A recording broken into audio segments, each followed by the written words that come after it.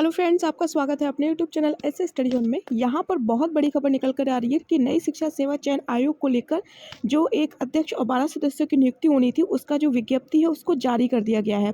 हाँ, विज्ञप्ति अब जारी कर दिया गया है।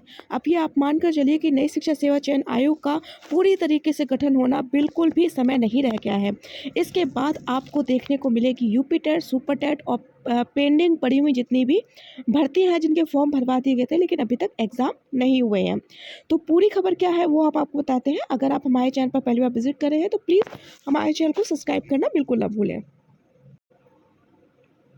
देखिए, यहाँ पर आप विज्ञप्ति देख रहे होंगे उत्तर प्रदेश प्रशासन की तरफ से। तो यहाँ पर पूरी क्या इसमें दिया गया है वो हम आपको बता देते हैं। उत्तर प्रदेश शिक्षा सेवा चयन आयोग अधिनियम 2023 की धारा 4 में प्रावधानिक शर्तों के अंतर्गत उत्तर प्रदेश शिक्षा सेवा चयन आयोग में एक अध्यक्ष और 12 पदों की नियुक्ति हेतु आवेदन पत्र निर्धारित प्रारूप पर आमंत्रित किए जाते हैं। यानी कि अब जो इसकी विज्ञप्ति है उसको जारी कर दिया गया है।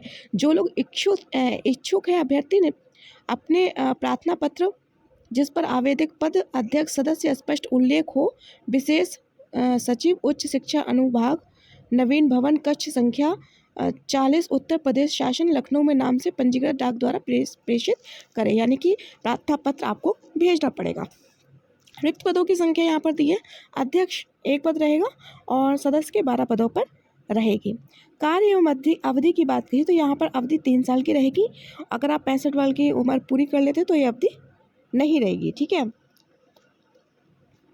और अर्हता की यहाँ पर बात करी जा रही है कि या तो भारतीय प्रशासनिक सेवा का सदस्य हो या रहा हो, ठीक है।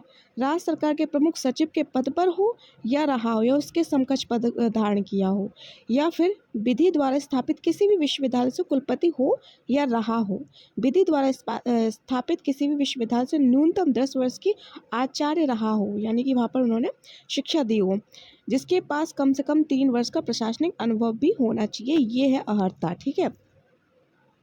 और सदस्य पद के लिए अर्हता जो बताई गई है, ऐसा व्यक्ति हो जो भारतीय प्रशासनिक सेवा का कोई सदस्य हो या रहा हो, जिसने राज्य सरकार के अधीन सचिव पद या कोई भी अन्य समकक्ष पद धारित किया हो, ठीक है। ऐसा कोई व्यक्ति जो संयुक्त निदेशक उच्च शिक्षा के अनिम्न रैंक का हो या फिर रहा हो, जिसकी सेवा उत्कृष्ट कोटि की रही हो। एक ऐसा व्यक्ति जो अपर निदेशक व्यावसायिक शिक्षा के निम्न रैंक पर रहा हो, उसकी सेवाएं उत्कृष्ट कोटि की रही हो। तो ये अर्हता दी गई है पदों जो पद पर आसीन होंगे उनके लिए। बाकी यहाँ पर पद अध्यक्ष पद हेतु क्या सैलरी रहेगी, इनकी सदस्य पद हेतु क्या सैलरी रहेगी, तो यहाँ पर उनकी सैलरी के बारे में भी यहाँ पर पूरी तरह से दी गई है, जानकारी दी गई है।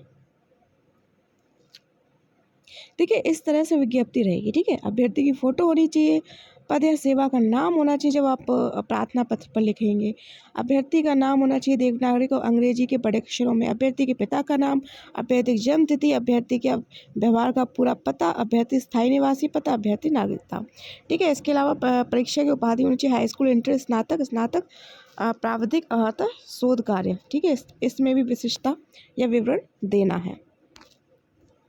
तो ये विज्ञप्ति जारी कर दी गई है नई शिक्षा सेवा चयन आयोग को लेकर। तो भाई बिल्कुल भी समय नहीं रह गया बच्चों को।